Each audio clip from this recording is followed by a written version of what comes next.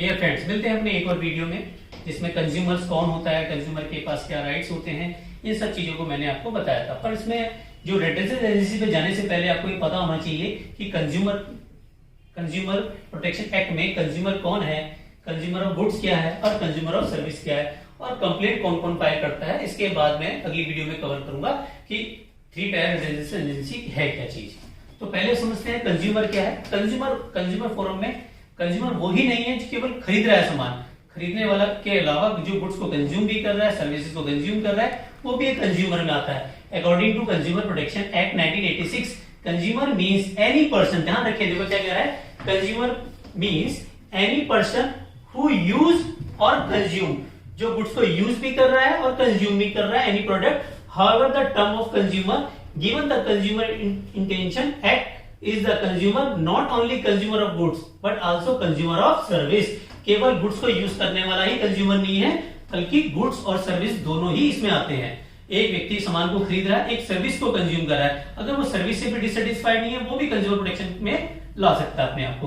तो consumer of goods क्या है, इसमें कोई भी person, any person who buy goods for consideration in which the consideration has been paid or promised or partially paid, partially promised under the system of deferred payment, but does not include a person who obtain goods for resale or any commercial purpose। ध्यान रखना, बहुत सारे student इसका meaning गलत ले लेते हैं।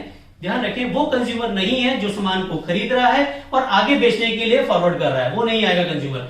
Consumer वो भी हो सकता है जो सामान ले रहा है, सामान का पैसा दे रहा है, देने का वादा कर रहा है, या कुछ दे दिया या कुछ बाद में देगा, वो सारे कंज्यूमर में आएंगे। जैसे आपके पापा फ्रूट्स लेके आते हैं तो ध्यान रखें वो फ्रूट्स कंज्यूम आप कर लेते हैं, पर कंज्यूमर कौन हो गए, आपके फादर हो गए, क्योंकि उन्होंने पेमेंट किया है, उन्होंने सामान लिया है और वो गुड्स को यूज करवा रहे हैं।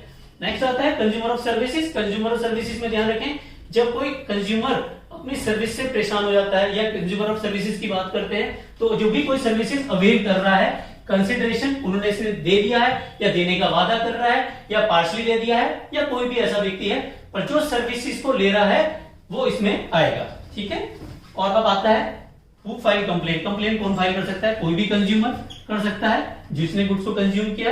एनी रजिस्टर्ड कंज्यूमर एसोसिएशन, जो एक रजिस्टर्ड एसोसिएशन है वो भी कर सकती है। सेंट्रल गवर्नमेंट या कोई भी स्टेट गवर्नमेंट, ये भी कंज्यूमर कंप्लेंट फाइल कर सकती है।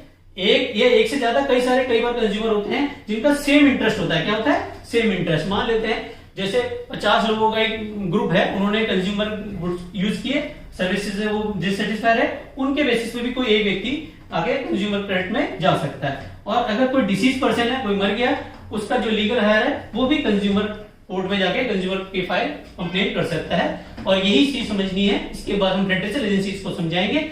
तब तक आप इसको समझ लें, कोई दिक्कत है तो आप मेरे टेक्स्ट कर सकते हैं, और मेरे चैनल को सब्सक्राइब करें, लाइक करें, और अच्छा लगे तो उसे आगे लोगों तक भी शेयर करें।